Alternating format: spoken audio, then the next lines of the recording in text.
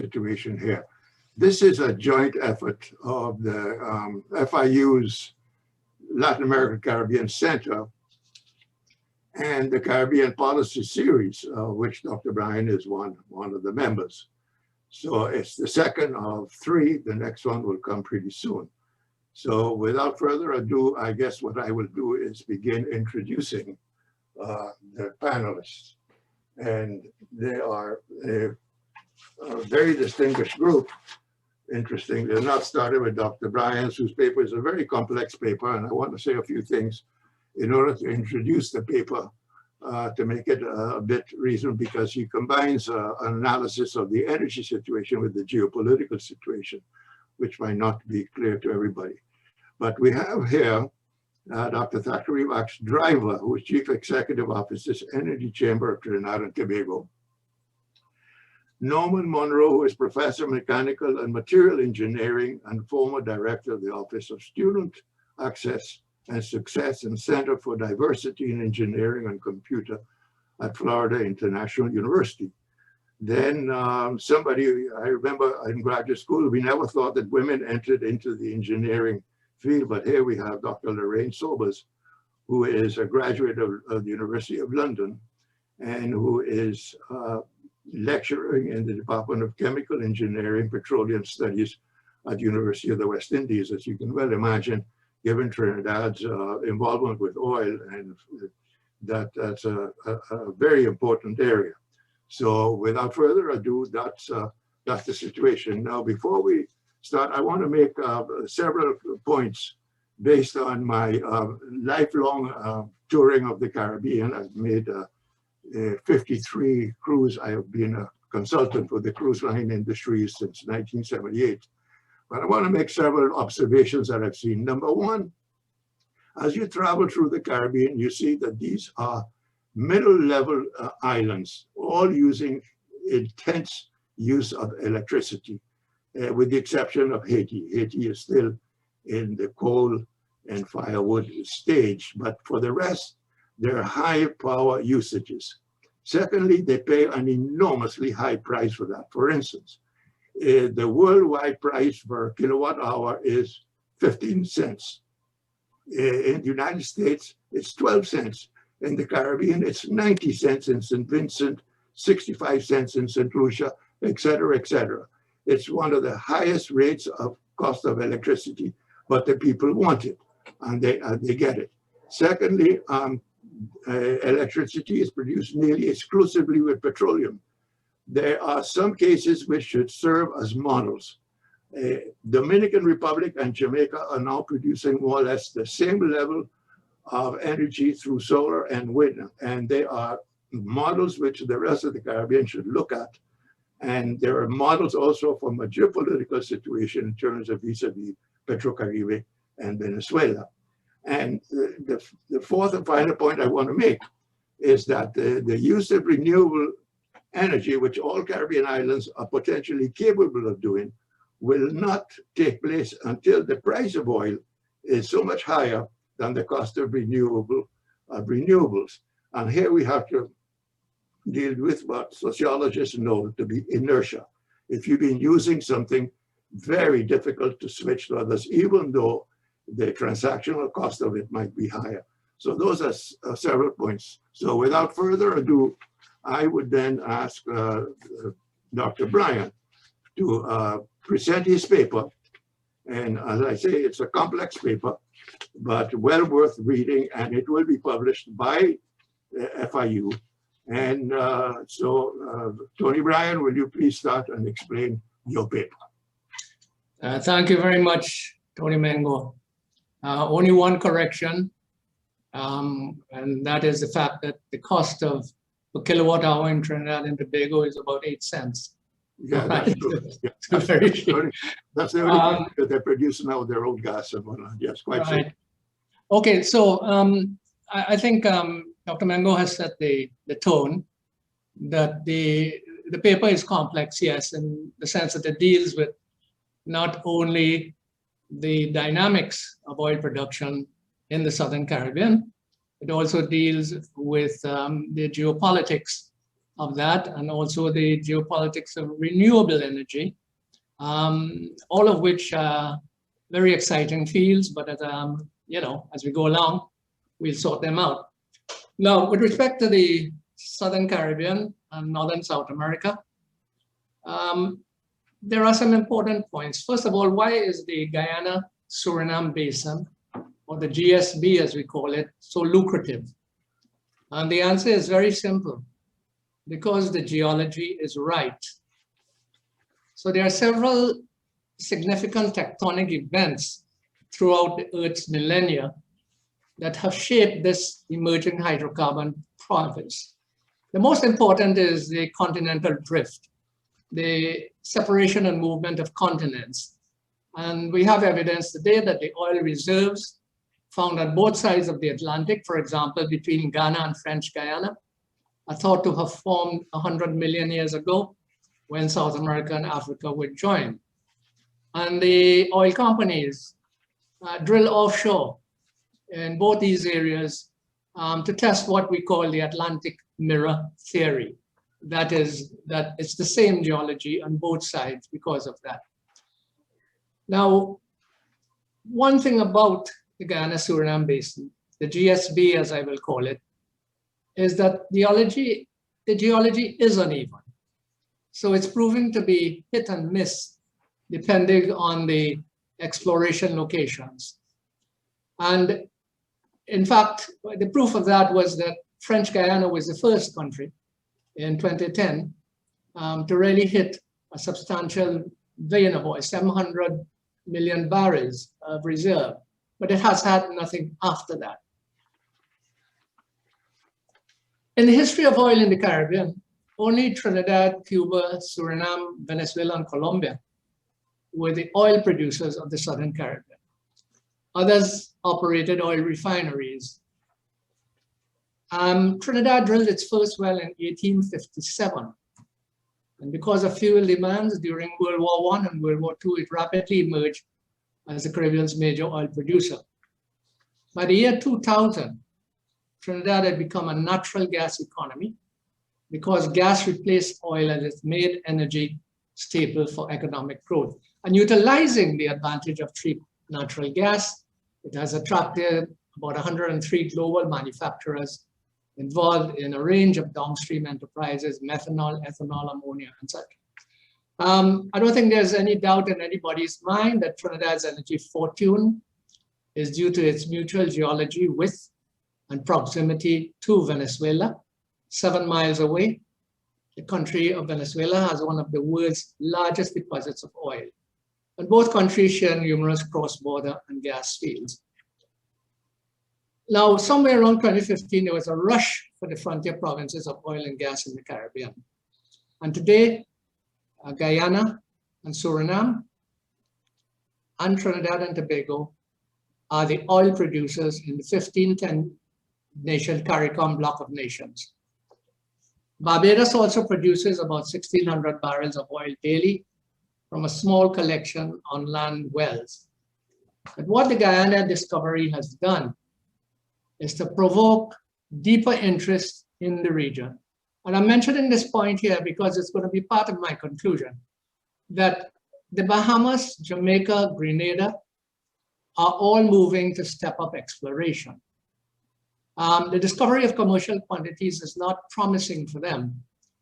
And in fact, the Bahamas has now curtailed exploration out of fear of destruction to the environment that supports tourism, which is its main revenue earner. Since 2015, a series of world-class discoveries made by ExxonMobil off the coast of Guyana is forcing a recalibration of petroleum reserves in the GSB, in the Guyana-Suriname Basin. The whole area appears to be characterized by excellent quality reservoirs in deep and shallow waters. More than 9 billion barrels of recoverable hydrocarbons are in Guyana's deep water. And since the first lift was made in December 2020, by 2025, production could be 750,000 barrels a day. And by the end of the decade, more than 1 billion barrels of oil equivalent daily. So we have this circumstance which sets the framework for the rest of the discussion, which is that both Guyana and Suriname could soon become two of the newest energy powers and two of the wealthiest nations per capita on the planet, if the largesse is managed well for the benefit of their people. And that's the operative point. What we have to realize is today they are both still poor nations. So the impact of oil and gas in their economies can be convulsive. In fact, the IDB has warned that Guyana can plunge itself into more debt even with oil money. Yes, oil money is going to give it an opportunity to close budget financing gaps, but that must be monitored and not erode savings that could return the country to high indebtedness. The warning here is that the future debt situation cannot be predicted because of unexpected local or global developments such as pandemics and other natural or human-induced disasters. So the bottom line there is that great prosperity for Guyana's 800,000 inhabitants will not happen overnight. The IOCs have to recover their investment, and projected peak production is still some years ago.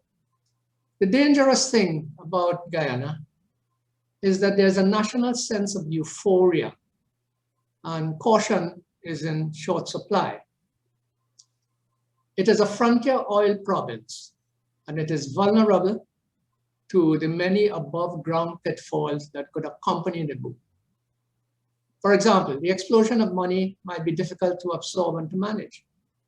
The possibility of political and ethnic conflict is a constant, particularly if the benefits of the windfall are distributed unevenly among the races. The population can become frustrated at the lack of any tangible benefits that they may have expected from the oil revenues. So I think managing public expectations is critical. In the same way, regulations must be developed to protect against environmental degradation, including oil spills. And finally, there is the big element and the big elephant in the room in all of the oil countries, and that is the possibility of leadership corruption. And this tends to be rampant in a lot of states. So we have to have oversight institutions in order to combat this ghost. The other thing is that uncontrolled inflation can stifle the development of other industries. The immediate danger is that any government will leverage on future earnings, taking on more debt to pay off existing debt, as the Vice President of Guyana revealed in the new budget proposals a few days ago. Guyana is going to borrow in order to pay. So the looming pitfall is the resource curse, or the paradox of plenty, where the destabilization of traditional economic sectors occur as the country becomes overly dependent on exports of a single commodity. So some poor but resource-rich countries tend to be less developed, precisely because of the inflationary consequences of the resource well.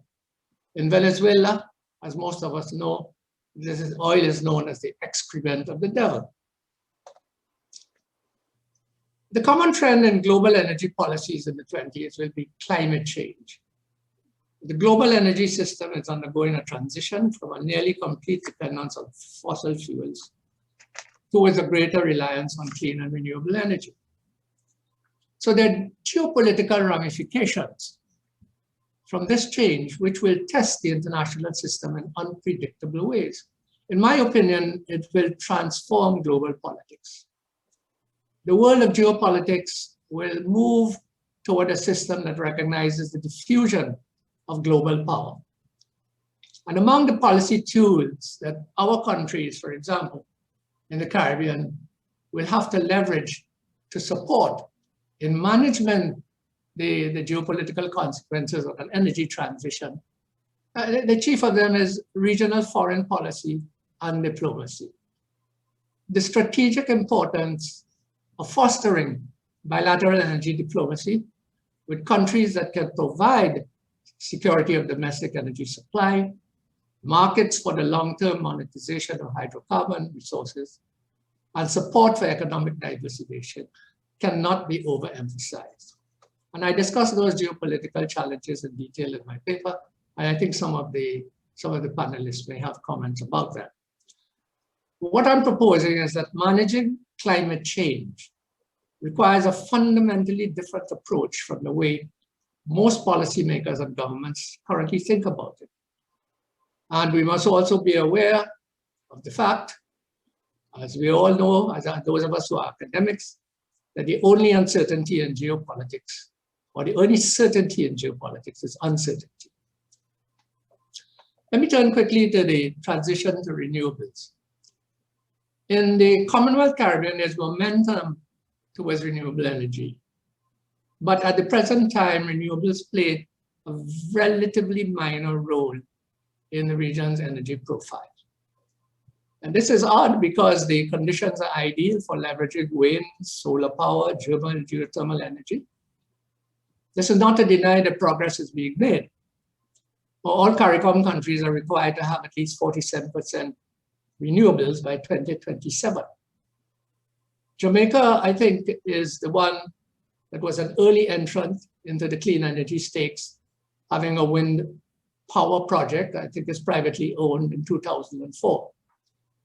What we find is that it's wind in Jamaica, solar energy in Barbados. Guyana has a green state development strategy that aims to replace all of the nation's power supply with renewables by 2025. But of all the countries, Suriname is the country that leads the pack because 50% of its energy requirements is met by hydroelectric. So the small markets and the availability of cheap oil and gas at the present time are really the limitations to rapid progress for renewable energy in the Caribbean. Now, what we should note, I think, in the geopolitics, and this is where it gets a little complicated, is that oil and gas resources have often been the preserve of an oligarchy of producers. Compared with more traditional fuels such as natural gas and coal, renewable energies have a much higher potential for decentralized generation. As power generation becomes more dispersed, regions may become more self-sufficient in energy, a process which we now label as energy democratization. Easy access to energy via mini-grids, rooftop solar panels, all of these things could reduce energy poverty even as the global population is soaring. So the beauty of the energy transition, enthusiasts believe, will be to give communities power over their energy, not turn countries into energy superpowers.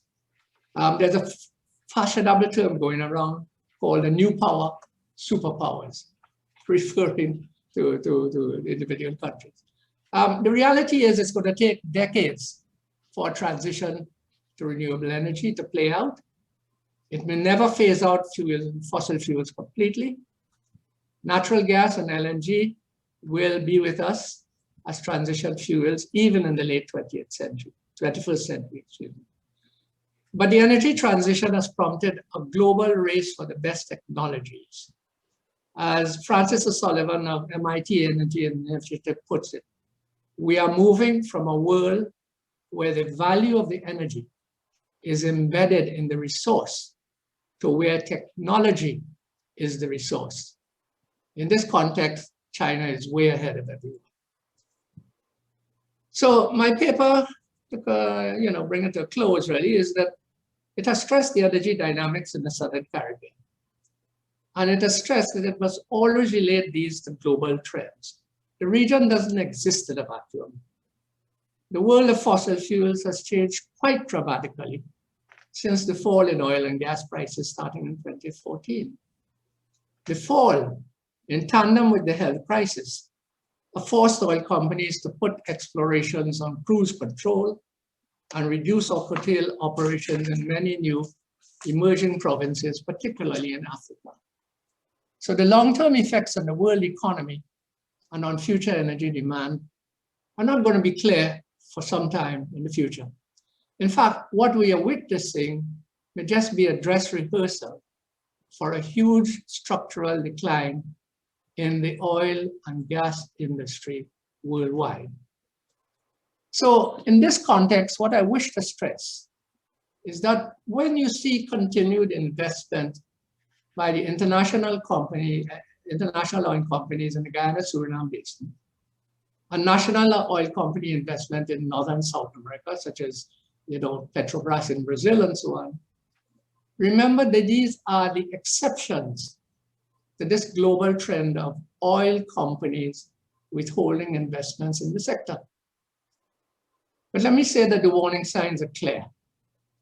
Agencies in the Guyana-Suriname Basin countries responsible for the petroleum sector, finance ministers involved in planning, and political leaders will need to adjust their goals and acknowledge the risks inherent in this volatile sector. It is important for them to understand the changes, work with different scenarios to support their planning, and update their system policy goals. The risks associated with fiscal dependence on the fossil fuel sector should be clearly understood. And I now repeat ad nauseum that economic diversification is the mantra for oil and gas countries, to seek a more secure path to development. Now, in this constantly changing environment, any assessment of the prospects for national petroleum sector, or let us say a CARICOM and Caribbean region-wide energy policy, has to prompt government-wide reviews of sector objectives and of the potential to create long-term value for the country. So national investment in the petroleum sector should be considered in relation to the potential it could generate in economic growth and revenues, and also take up the account of the negative impacts it could have on other national objectives, such as climate mitigation goals, environmental protection, and fiscal stability. So where investments, let us say, in national oil companies is contemplated as in Guyana, and where they exist as in Suriname, capacity building, local content development, and acquiring greater stakes in upstream assets should emerge as primary objectives. When petroleum agencies coordinate with finance, planning, and environmental agencies, the objectives of the petroleum sector are thoughtfully embedded into the national development agenda, and the resultant strategies will be more resilient. So now for the bad news to end. First, there is uncertain future for the oil and gas sectors in new provinces such as the DSB. The shift to renewable energy is rapidly coming on. Although oil and gas will be around for several decades, there is a risk that even if there is industry ability to produce sweet crude and cleaner fuels in the transition towards a lower carbon world, will fossil fuels then in the Guyana-Suriname Basin and elsewhere eventually become stranded assets. And let me end with this point. While the investments in Guyana manage low break-even points that should protect the country's resources, even in a lower carbon world, that circumstance is not going to last forever. There are too many uncertainties. So the advice is that Guyana and Suriname must invest in renewable energy, use their wealth quickly to improve their countries, and prepare for a more diverse economic future, or they run the risk of repeating the mistakes of Venezuela, Nigeria, Angola, and other resource-first countries. And finally, with respect to the aspirations of some other countries in the Northern Caribbean to continue exploration, here is a harsh reality. Unless they can replicate the unusual and successful circumstances of the Guyana-Suriname Basin, with access to abundant and fertile wells from where sweet crude can be lifted and monetized rapidly for quick returns, their expected petroleum sectors will not emerge or take off. So an early understanding of this circumstance will help those countries to avoid wasting time on investing in resources that may not provide a suitable return. Thank you very much.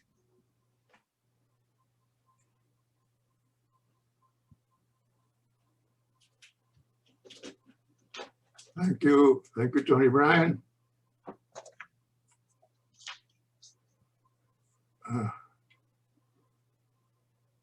That should provide incentive to read his paper, which will be published by the Latin American Caribbean Center at FIU. So that's an interesting point. So let's pick up further with the presentation by Dr. Driver, who represents that combination of private sector and government, which we see in Jamaica and Dominican Republic, where it's a combination of private investment and government dynamics.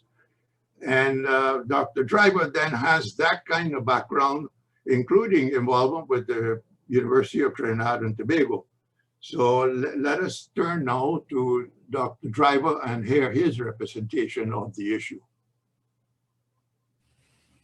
Well, thank you very much. My involvement with government is somewhat limited. I run the energy chamber here in Trinidad and Tobago, representing the Trinidad and Tobago private sector, approximately 400 member companies spanning the entire sector. I wanted just to pick up on a couple of points that Professor Bryan made, but put a bit of a different lens.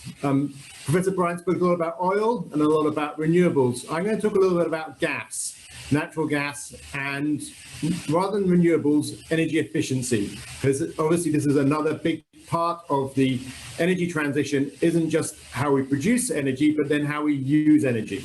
So I want to put that use of energy focus very clearly there, and a natural gas focus. Natural gas focus, obvious for Trinidad and Tobago, because we are a gas-based economy. I'm joining you here from Point Lisas on the west coast of Trinidad, where we have this major petrochemical hub, being a very successful part of our industry. And Trinidad is a major player in the global gas industry. And I think that needs to be taken into account when we're talking about the Caribbean energy industry. Just how major we are. We at peak were producing over 4 billion cubic feet of gas per day. That was in 2010, 2011, and we have an installed capacity to use that amount of gas within our economy. Now, our production has been trending down over the last few years. We had a little bit of a turnaround in 2017, 18, and into 19, but in this last year, in the pandemic year, our production has fallen again. So we have a feature of Trinidad and Tobago is we have this large shortfall between the gas which we are producing in country and what we actually have the ability to a market for.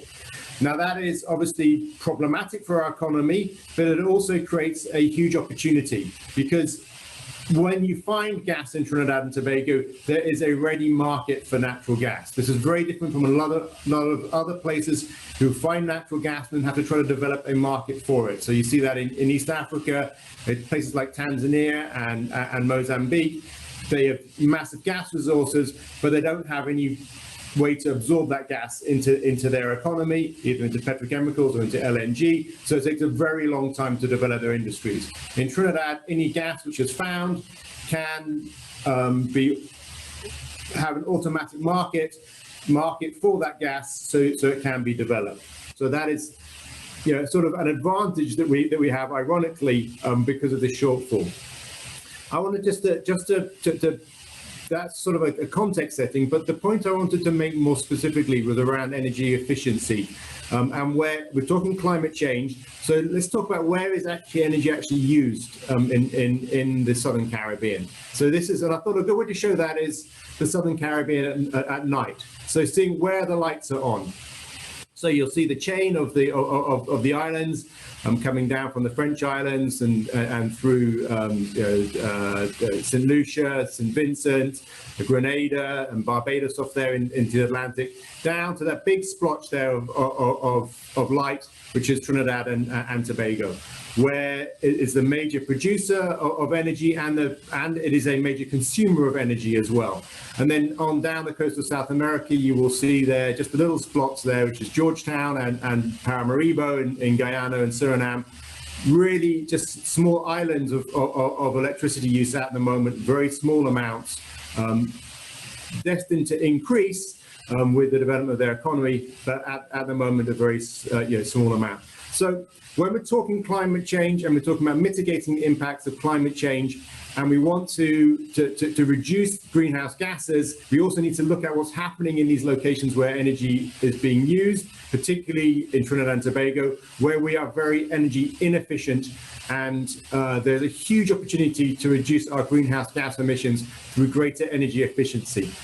The geopolitics of that are interesting. There are things which we can be doing around linking with carbon markets globally, and there's a lot of things that could happen to reduce our greenhouse gas emissions by being more efficient in how we are using energy. You'll notice to the west of Trinidad, a huge big splodge of light there in Venezuela. And you might be asking yourself, well, what is that? Where there's no major cities there, what is that huge big spot of light there in Venezuela? So which brings me to my next sort of major argument around gas. What that is flared gas.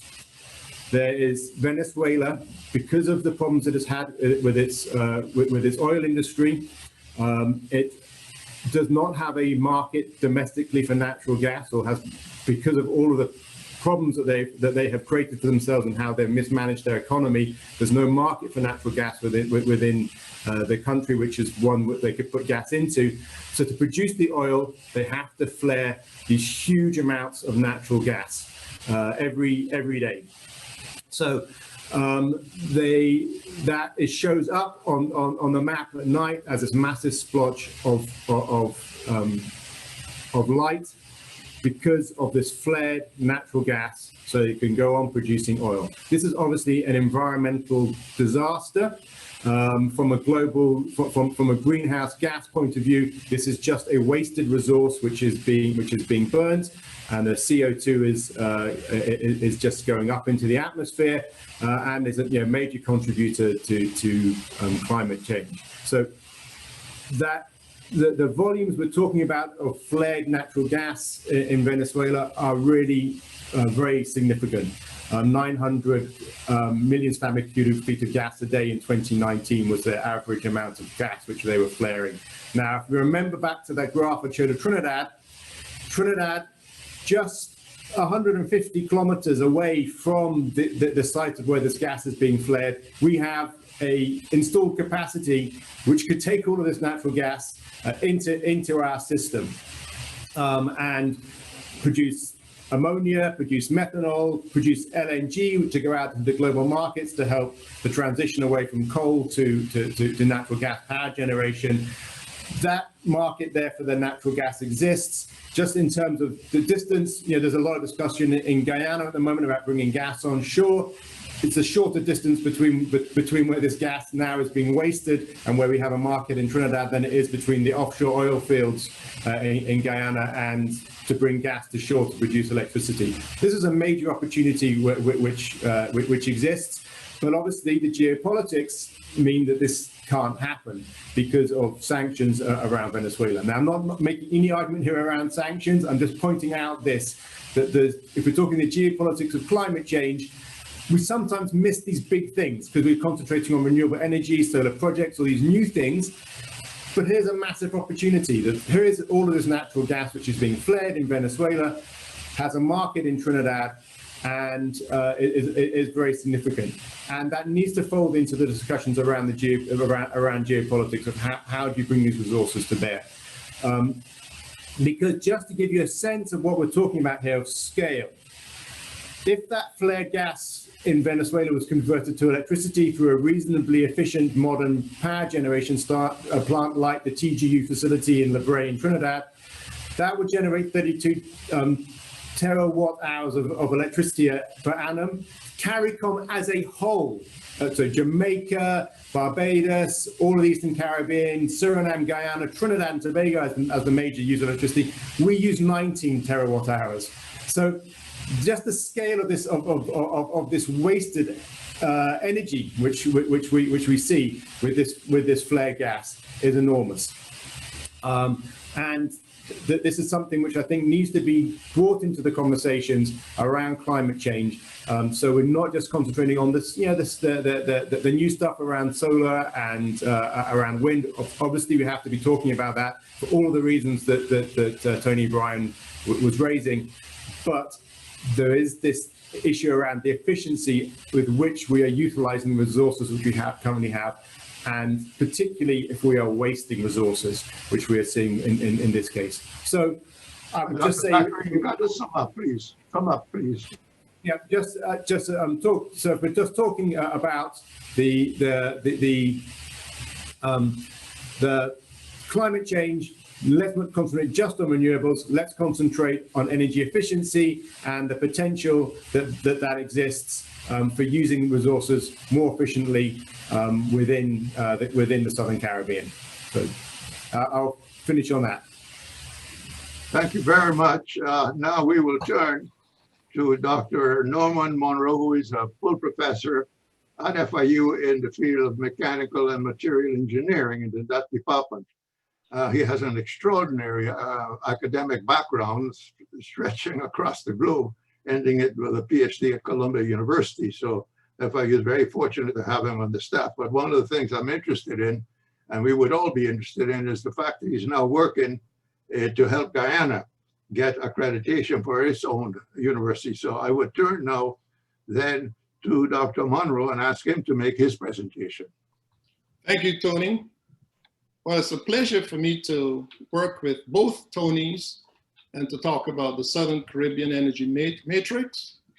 And my comments are going to be based on Tony's paper, that is Professor Bryan's paper, and it would follow the order where I will give an overview of the Mid-Atlantic Ocean region, why it's so important, the potential for the Guyana-Suriname Basin, how we can transition from fossil fuels to renewable energy, the greenhouse gas accounting, and conclusions. So without any further ado, Tony mentioned in his paper the continental drift, and we have the Golden Triangle for deep water oil and gas exploration, which spans the US Gulf, Brazil, and West Africa. Lindsay, could you kindly change the slides, please? There's a saying, a picture speaks 1,000 words. So the next slide, please. And so here's a schematic that shows what is referred to as the Golden Triangle for deep water oil and gas exploration. And you could see that the Guyana-Suriname Basin and Brazil is part of that Golden Triangle. Next slide, please. Brazil's subsalt oil fields is very interesting.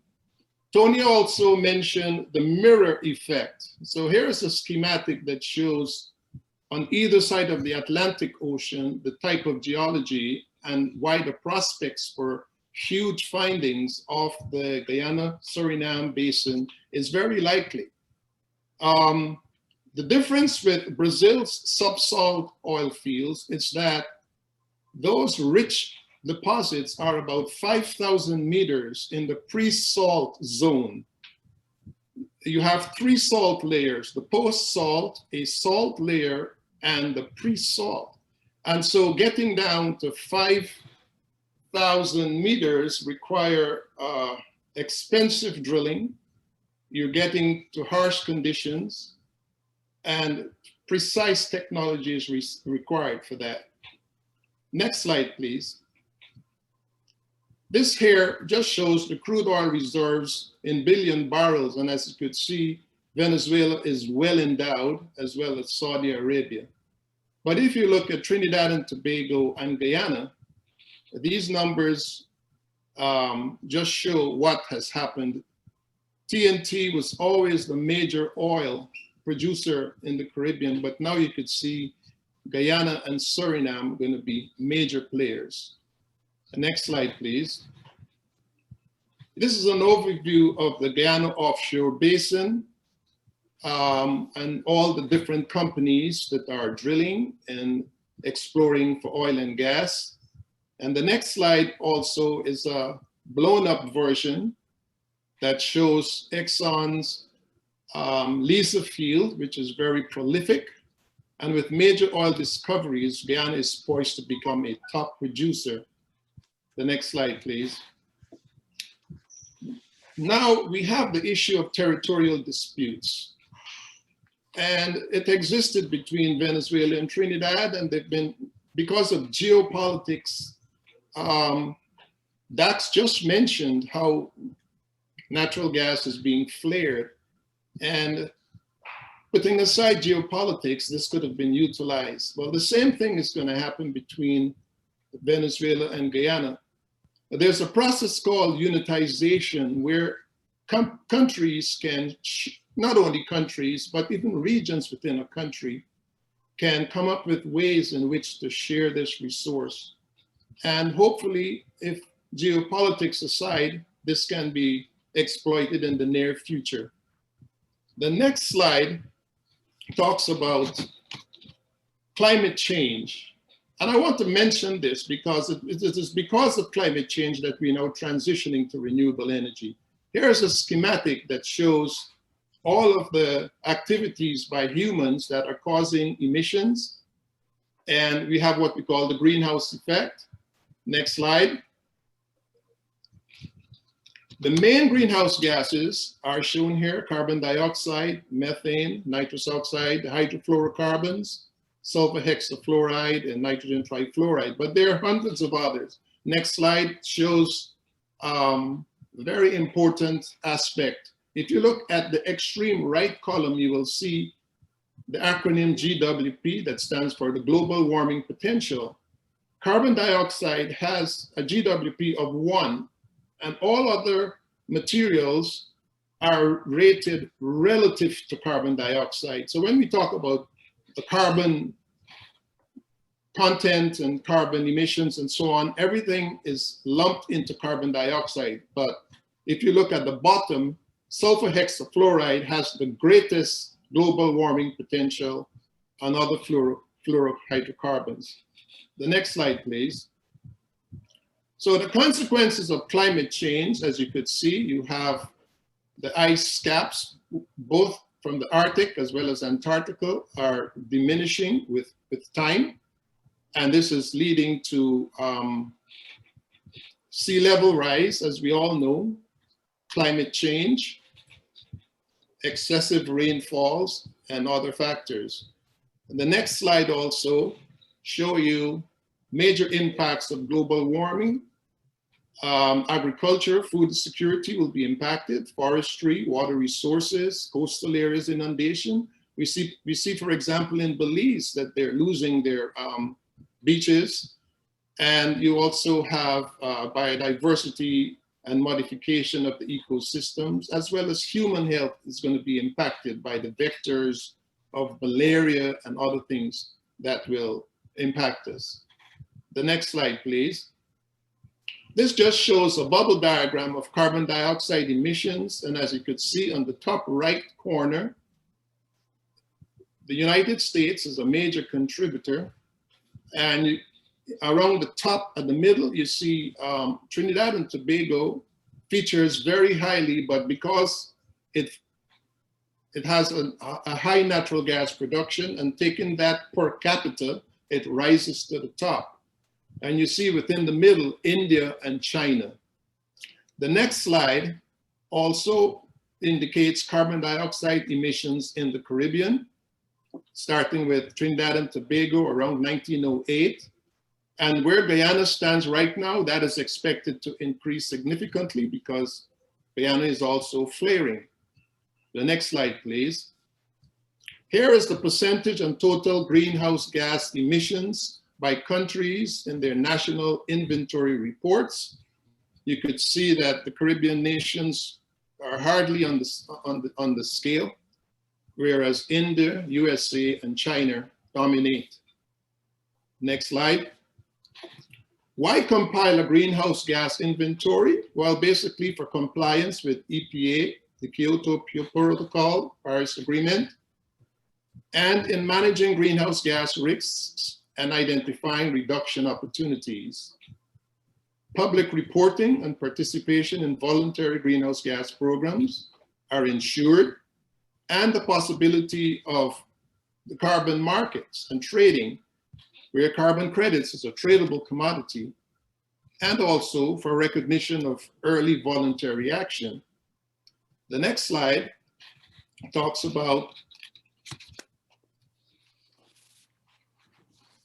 renewable energy. Energy production and energy consumption cause more environmental damage than any other peacetime activity, as said by Christine Irvin from the US DOE.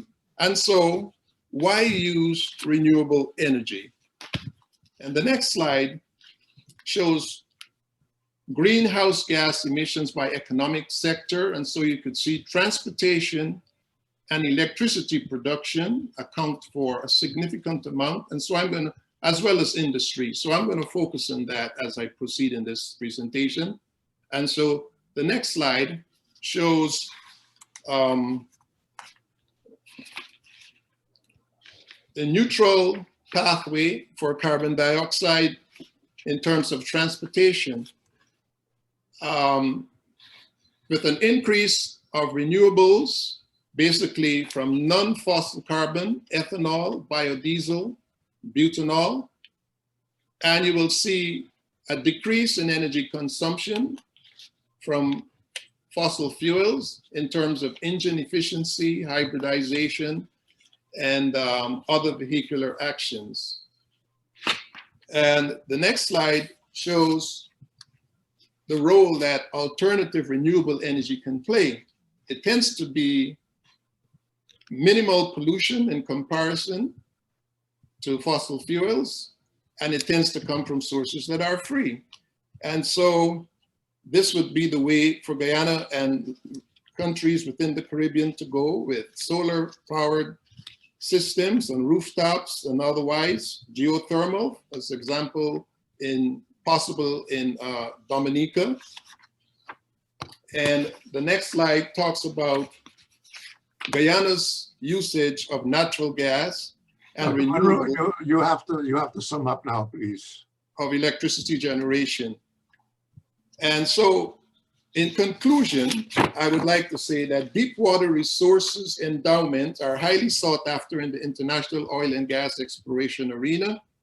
Human resource development is critical, and Guyana must take advantage of training by world-class programs in the USA, UK, Norway, and Brazil. And we have to look at lessons learned and best practices in unitization. And natural gas usage will reduce Guyana's oil imports and carbon emissions and enable Guyana to meet its Paris Agreement. We need to prioritize renewables for electricity generation and implement legislation and regulations that would enable this sector to effectively contribute to our nation's energy security. Thank you very much. Thank you. I just want to raise issue with you about this word, hopefully, that maybe Venezuela and Guyana could reach some kind of economic agreement. I must remind you that in Venezuela, they've added a star now to the national symbol, meaning Esequibo, which is, that part of Guyana that they claim. I would also tell you that I saw a formation of Venezuelan troops, which they chanted first thing in the morning, the sun of Venezuela rises first in Guyana. So they're not giving it up. And they have also claimed they're not accepting any verdict by any international agency at all. It has to be nation-to-nation negotiation. So this word, hopefully, I can see where you want to be hopeful about it, but I am not. All right, thank you so much. Excellent presentation. Now, finally, in terms of presentations, we would ask Dr. Sobas, Lorraine Sobas, who has a very interesting again, academic background, ended up getting her degree in England at London University, but who represents that smashing of that ceiling where women were not supposed to get into engineering. And I would ask her to make her presentation now. Okay, good afternoon, everyone. For the next 10 minutes, I promise to bat within my crease. So I will not be speaking much about renewable energy, but putting it in context of the question of how do we transition sustainably. And so I'm going to look at a low carbon option for the Southern Caribbean and Northern Caribbean oil and gas producers based on what has happened with Trinidad and Tobago. Right. So what I want to put in context first is the technology that will be contributing to global emission reduction. And here we see at the top, we have efficiency, as Dr. Driver spoke about. Efficiency would account for 34%. That is contributing towards global CO2 emission reduction. We have renewables accounting for 15%. Fuel switching 18, nuclear much less, and carbon capture and storage. That's the last one there in blue. CCS, carbon capture and storage, which will be contribution almost as much as efficiency and more than double of renewables by the year 2060. And this is the contribution towards the 2-degree scenario, which comes out of the Paris Agreement, and the beyond 2-degree scenario. So I'm going to focus on carbon capture and storage for these oil and gas producers. Before we go further, I just want to put in context the CO2 emissions for Trinidad and Tobago as an industrial, twin island state. Most of our CO2 emissions come from the petrochemical sector, which is tied very closely to our oil, to our gas production. The next highest is power generation. And you see that domestic transport, agriculture, and so on does not contribute as much. So what may happen for countries like Guyana and Suriname as they become more developed with their energy sector, fossil fuel energy sector, it will not likely be domestic consumption that's driving CO2 emissions, which are related to climate change. It is more likely to be the industrial sector, and that's what we're going to focus on, having a solution come from there. And that solution is carbon capture and storage. And very briefly, this is how it works. Now, I know we in the West usually read from left to right, but I'm going to ask you just for this slide to read from right to left. So we start with capture. So you capture this carbon dioxide before it gets into the atmosphere and causes global warming. We capture it at the source. In the case of Trinidad and Tobago, that source is the Point Lisas Industrial Estate. That's one of the main sources. Another source is Atlantic LNG, where natural gas is processed. And we could also consider some source being the power generation plants. But Point Lisas Industrial Estate and Atlantic LNG will give us lower cost of capture because we're dealing with relatively pure carbon dioxide. After it's captured, we move into the left now. We transport that carbon dioxide by pipeline. We could also consider road tankers or even barges in the Gulf of Paria, and we inject that into the subsurface. Now, why would we want to do that?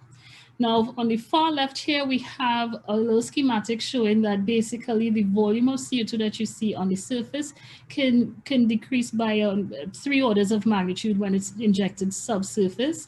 It's a proven safe technology, and it actually is done in the North Sea in Sleipner, and they've had a good record with it. So this is one of the most important low carbon technologies. That's what I'm putting forward today. And it can play a leading role, is expected to play a leading role in the energy transformation, and has been considered and accepted by the Intergovernmental Panel on Climate Change and the United Nations Framework or Convention on Climate Change. And it has been accepted into the Clean Development Mechanism. So this is not something that is new, it's something that has been proven and has been accepted, and something that I think emerging oil and gas producers should consider. So what the IEA GHD have found is that the majority of the atmospheric CO2 removal, so we're not talking about avoidance as in the case of renewables, but the majority of CO2 removal must be done by CCS. Just a few more quotes on this here. We have fossil fuels, as Professor Brian said, will continue to be used for many decades, and renewable alternatives are not able to substitute them quickly. That's just a fact. So carbon capture and storage offers a potential for bridging that strategy. The World Bank, has set up a CCS trust fund to facilitate the knowledge exchange and the transfer to countries, and they actually fund some of this worldwide. And this is the status of CCS around the world. So this map here, in orange, we see where they're actually doing the injections. There are 65 facilities worldwide. But if all the projects are known today are to proceed, the capture rate will be far below what we actually need to achieve that 2-degree scenario. And in the region now, so this map basically shows where there's any capture going on. And if you look at the Caribbean, Central America, and the Northern South America, you would see that there is no capture going on. So there's actually no injection, there's no carbon capture and storage happening in the region. There are no plans that have been approved or being considered, firm plans at this time. And I want us to remember that trend of CO2 emissions is directly related to the natural gas consumption, processing, use, all of that. And you can see in North America and in Europe that is actively being pursued. So I today represent the University of the West Indies, and I am also the project coordinator for the CERM project. That's the Carbon Emission Reduction Mobilization Project. And we have steering committee members from state institutions and the 2 prominent universities in Trinidad and Tobago. And we work together to ensure that there's synergy, collaboration, cooperation, and coordination among the institutions that are looking to reduce CO2 emissions in Trinidad and Tobago. You can find out more about us on our website, and we collaborate with the University of Texas and IEA GHD. A little bit more on CO2 emissions. Please, Dr. Sobers, you have to sum up now, please. Thank you. So just a little bit more on CO2 emissions and CCS in Trinidad and Tobago. We are looking at injecting CO2 into saline aquifers and depleted gas reservoirs and producing gas reservoirs. And this is something that the emerging producers can consider. Our policies, however, are looking more towards putting funding to energy conservation and energy efficiency and fuel switching. There's not much fund allocated for industry, even though industry, is the largest contributor. So our way forward is to consider CCS as a nationally appropriate mitigation action for Trinidad and Tobago. I believe that we need to have an officially recognized delivery body, and such as the CERM project, to have this carried out. And the countries that would be making that leap should consider using this technology as a way to have sustainable consumption of fossil fuels while the world is transitioning to lower dependence. That's all I have for today. Thank you. Thank you very much, Dr. Sobers, and good luck in your future career. Since you're beginning as a lecturer, I'm sure you will have a very bright future.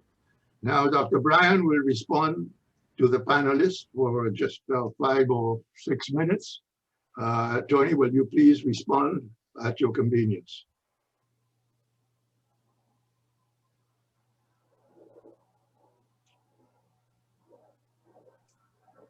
Yes, I couldn't argue with Dax on any of what he said. And I think Lorraine backed that up. The fact is that there is a lot in play, and in terms of if you have the more efficient use of the resources. It's something that I think most of us try to think about. I'm not a scientist, so my flirtations with the thing really surround the idea that there seem to be a lot of wasted assets, particularly in gas flaring and that sort of stuff. And the geopolitics of climate change, yes, they are related to the glass flaring issue. But I think I don't lose the basic point that efficiency in the use of current resources is perhaps one of the pathways. The second thing, I think it reemphasizes the idea that I think most of us hold that, natural gas is a transition fuel, and it's going to be that for some time to go. It might be a contributor, as Lorraine points out, to the CO2 emissions, but it is a way forward in the transition. Finally, I think the question of cooperation, I think Dax raised it a minute ago, or maybe Norman did, I can't remember. But one of the best examples I have seen of transborder cooperation with respect to oil and gas is the Lorraine Manatee arrangement between Trinidad and Tobago and Venezuela. Worked on that for 10 years at least. Good. And or more. And the point is that, we've arrived at a situation, yes, Venezuela is under sanctions and all the rest of it, but I think that the agreement allows for Trinidad to pursue the exploration and production on its own in that transborder arrangement. Dax Driver knows a lot more about this than I do, I can assure you.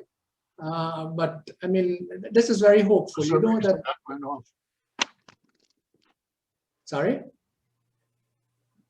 Good. Well, now we would thank you, Tony. We would now ask people to submit their questions, which will be submitted in writing, and I will then read to the audience. I'm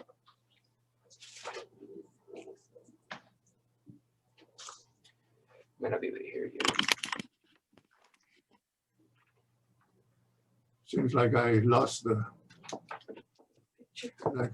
picture there. But in any case, if they'll submit asking you to start your video. Start my video. Perfect. Okay, and we're back now. Thank you. Hey, could you roll that so they can see my whole face there? So if the audience has questions and you submit them in writing, I will read the question. So please proceed. From Richard Leo to all panelists. What role should CARICOM play in developing a regional? Oh, I missed that, just to call.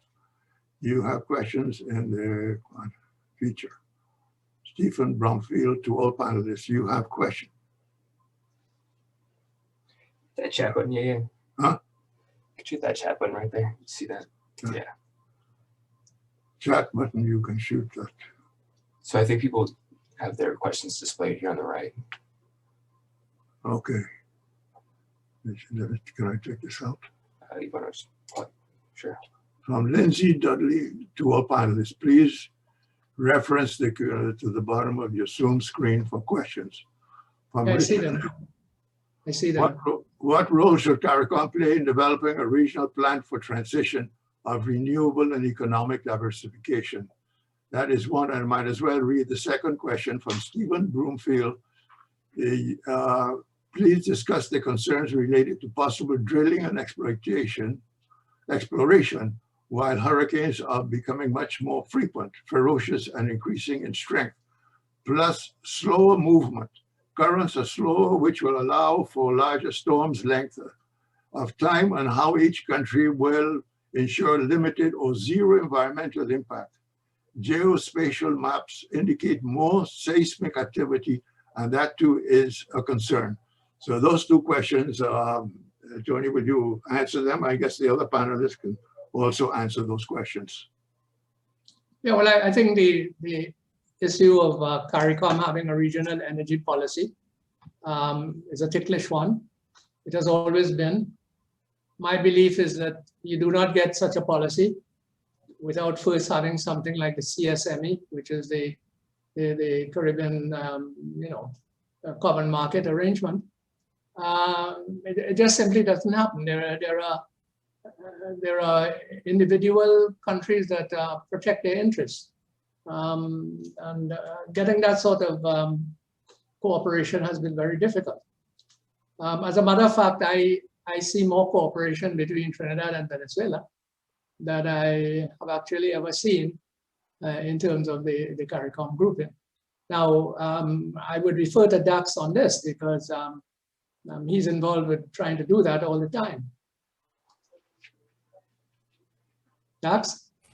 Well, yeah, if I could comment. So, I mean, there is on paper a CARICOM common energy policy, which was written, must be almost a decade ago now. But I don't think it really has seen really very much serious implementation around it.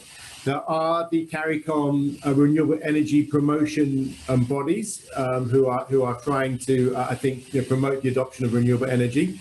There is a discussion at the CSME level about integration of energy service markets. I think that is something which has a lot of potential.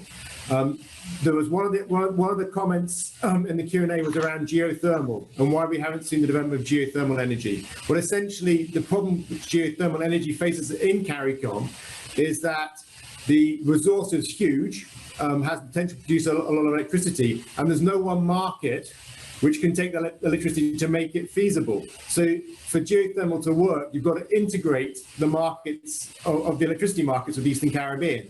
So you have to have a way of doing that if you want the geothermal to work. I think geothermal is fantastic, huge potential, and it's a fantastic resource because it provides base load power relatively cheaply, and it doesn't, unlike solar and wind, it doesn't rely upon intermittency. But it's too big for any single market. So you have to find a way of linking those grids. You need policy. Well, first you need a vision, and then you need policy to drive that integration. And countries are going to have to give up some sense of sovereignty over their individual grid as well for it to work. So that is where the problem lies. Yeah. The individual sovereignty. It has always been.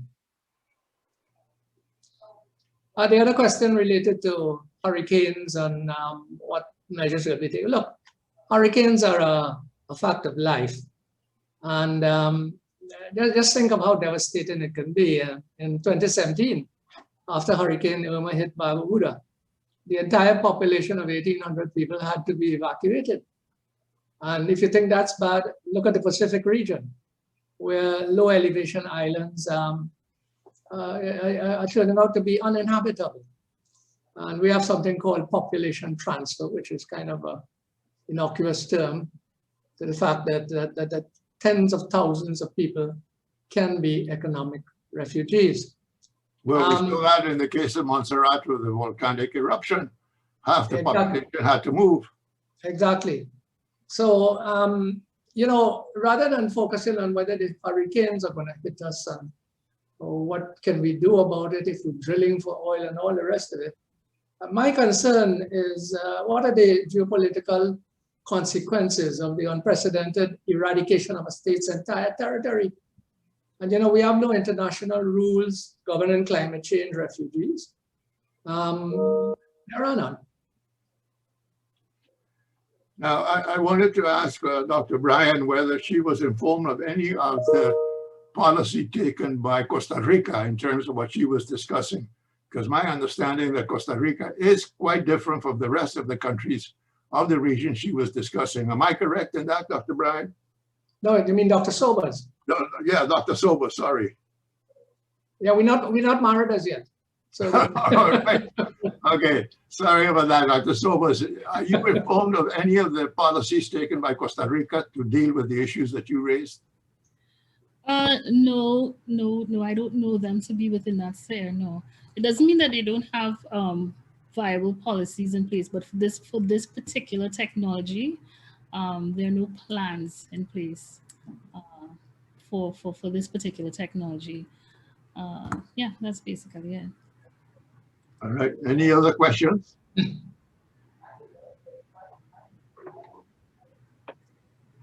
No further questions from the audience?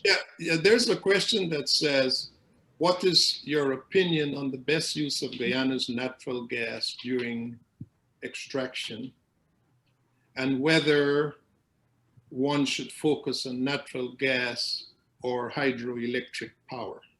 Mhm. I can take a stab at that. Please do. I would say both. The thing with hydroelectric, it is very capital intensive. It affects the ecosystem. And one has to be very careful in terms of expending that amount of funding, and you don't have the capacity to sell that energy or to utilize it industrially. Whereas with natural gas, one can become involved with LNG production, electrification in Guyana, and it's a little more cost effective. Of course, there are plans to pipe the natural gas to shore. I know Brazil has an interest in access to the ocean, and Guyana can collaborate with Brazil in terms of utilizing this natural gas on shore. So there are benefits to proceed with the natural gas to shore in Guyana's context. But at the same time, there are different types of hydroelectric systems that can be utilized, not necessarily the capital intensive damming, but there are micro hydros and a variety of other less capital intensive hydroelectric systems that can be utilized because it can be spread around the country wherever it's favorable and not centralized. Well, thanks very much. Go ahead. Tony, there is a question from Scott McDonald. Quote, there has been considerable talk about geopolitics around the Southern Caribbean energy complex, but there was no mention of China, which is a major user of oil and natural gas. What role will China play in the development of the region's energy complex? Scott, I think they're going to play a role in several ways. First of all, China possesses most of the mineral resources in terms of rare metals, that sort of stuff, that feeds the whole, what should I say, mechanics of the regional, of the technical changes for renewable energy. In other words, there are a whole series of infrastructure things to come out that I've suggested. And they pretty much dominate the manufacturing and the market for most of this. In terms of China's actual presence, I expect them to play quite a role in Venezuela. They're already into Guyana because they farmed into one of the ExxonMobil's projects, I think. So they have a stake. Sinopec has a stake in all of that. I think as Venezuela begins to loosen up, and I think it will, I think production has already started again in many areas. They're getting the help of Iran and others to raise the production. I think Venezuela is going to make a little claim to the heavy crude in the Orinoco region. Venezuela owes China an awful lot.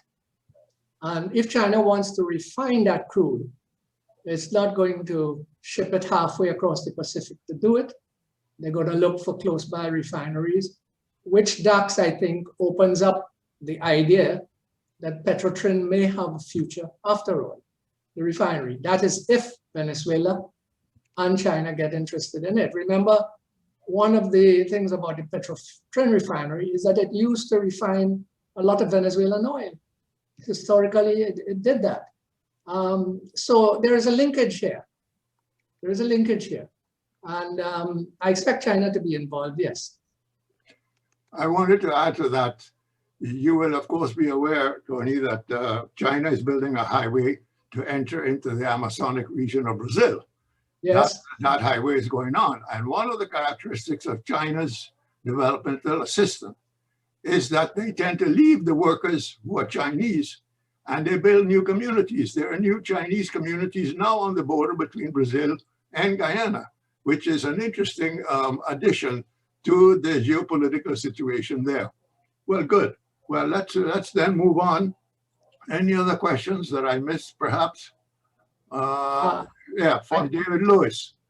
Any comments on the new Biden administration energy agenda with the region given past initiatives like CESI and ECPA? That's from David Lewis. Anybody wants to address that question of the Biden administration's energy agenda?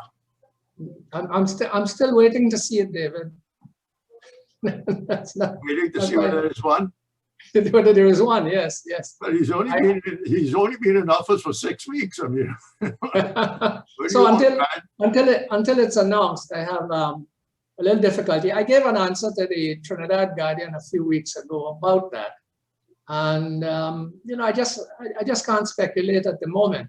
I mean, to me, one of the interesting things is that maybe there will be no reversal of policy by the Biden administration initially with respect to sanctions in Venezuela. And I don't understand why that is so. I used to think that maybe the sanctions were a Trump reflection of what they thought was an emerging challenge. I just don't know. But I think the policy that the United States had, certainly under Elliott Abrams, the idea was that, you know, you could invade Venezuela and be successful. It can't happen. It can't happen. Tony, you and I know that country. It is too vast. It is too well militarized in order to do anything of that sort. Yeah, but of course, you can't understand the policy towards Venezuela unless you understand the policy towards Cuba, which is now 61 years old. And that linking of the policies towards Cuba, Nicaragua, and Venezuela makes it virtually impossible to disentangle it at this point. That's just a general geopolitical idea. There is a question, actually. Luis Solis, who is a former president of Costa Rica, sent an answer to Lorraine on, well, it's disappeared now. I addressed that one. Basically, what I was saying that for each country, their nationally appropriate mitigation action, that's NAMA. Yes, they have all these acronyms. It would be a different mix. Geothermal, hydropower, CCS. I mean, each country would have to look at their particular situation. I mean, even within a country, windward side versus leeward side, what they can do and what types of renewable energy technology they would use, it's going to vary. And that would also impact on the types of cooperation that we can have, because it's going to be, I believe, a different mix for each country based on their geography, wind pattern, weather, it's a range of things. And then from that, see where the cooperation can come. But I do appreciate that Costa Rica would have a different mix of solutions for them, a different energy mix, yeah. Well, maybe this is the point where we can sum up the meeting, and I'm supposed to make some comments. I would relate to an issue raised by Tony Bryant in this paper, saying that if you adopt these solar and wind energy projects, that would decentralize the powers in the Caribbean and give each state the right to operate. And I would also mention the fact that in 1980, Venezuela and Mexico launched what is called the Acuerdo de San Jose, the San Jose Accord. And that went bad when Haiti, under Jean-Claude Duvalier, Baby Doc, began to sell on the international market the money given by Mexico, or mostly Venezuelan. And then when Mexico's production began to diminish, Venezuela then took over in 2005 with Petrocaribe. Now, Petrocaribe itself is virtually finished, except for the relationship with Cuba. So what remains now is an open market. And that will remain to see how these small islands, very well managed, by the way. I think it's one of the regions of the world with the best management in terms of politics, how these small islands deal with this open market where the transition to renewables is not yet complete. So that is some of the geopolitics. And I would ask Tony Bryan then to do his own summary of this interesting session. Well, I really can't do a summary. It will take an hour or two. But what I would say is that I appreciate. You got 5 minutes, Tony. Yeah, right. I appreciate all the comments. I think each of the panelists has cast a deeper look, you know, at the issue. I particularly appreciated initially Dax's look. The idea of energy efficiency. I've heard it mentioned several times. A lot of my friends in geology and so on talk about it, that we have this fantastic resource and we're simply not efficient going about it efficiently. So I think that is one of the things that really forces an adjustment in my text, the ideas from Dax. The same thing was with Norman. Norman, I think you showed the sort of vastness of all the considerations that have to be looked at. One of the things that I think your contribution pointed out is that the vast claims by Venezuela, you know, which involve the Essequibo region, which goes out to sea and so on. I would urge you to consider the following: that if Venezuela enforces a claim to Isla de Aves, which is Bird Island off of Dominica, and then they are able to secure the Essequibo region, that will then give Venezuela complete control of that Atlantic region, all right? Complete control. There would be no question as to who controls the maritime resources and all the rest of it. I'm hoping that that doesn't happen, because I would like Trinidad to continue to be Trinidad. And more than that, what I think is a real possibility is that the Venezuelans are serious. I think Tony Mengo is right. They're very serious. The Venezuelan Navy has now embarked on a project ordered by the government to reassess Venezuela's EEZ. You know, it's based on things like Isla de Aves, Bird Island, and based on things like the Orinoco. There's a very serious challenge, and I think it's going to require the issue of some international jurisdiction or ruling. As far as Lorraine is concerned, fantastic. I think carbon capture is certainly a transition way out of it. And that goes along with what Dax is pointing out. Tony, I see that there was a question coming up from Ambassador James Angleton. I don't know if anybody can answer it. It says, how is this conversation related with respect to a sanctioned country? And how does it deal with discussions of commerce having appearances of non-compliance with UN, US, and EU sanctions? I don't know how to answer that, quite frankly. Well, I wouldn't either. And it's an excellent question. Perhaps it could be raised at some of the other sessions which FIU and the Energy Association, which David Lewis is such an individual behind that. Maybe they can raise that question. So it's a good time then to sum up and to thank the participants, Dr. Bryan, certainly, and read his paper, which will be published electronically. Then Dr. Driver, Dr. Monroe, and Dr. Sobers. So thank all the panelists and thank the two associations that sponsored this. and look forward to the next session of this group. So thank you very much for your attention. Thank you, Tony. Thank you very much. Thank you. Thank you, colleagues.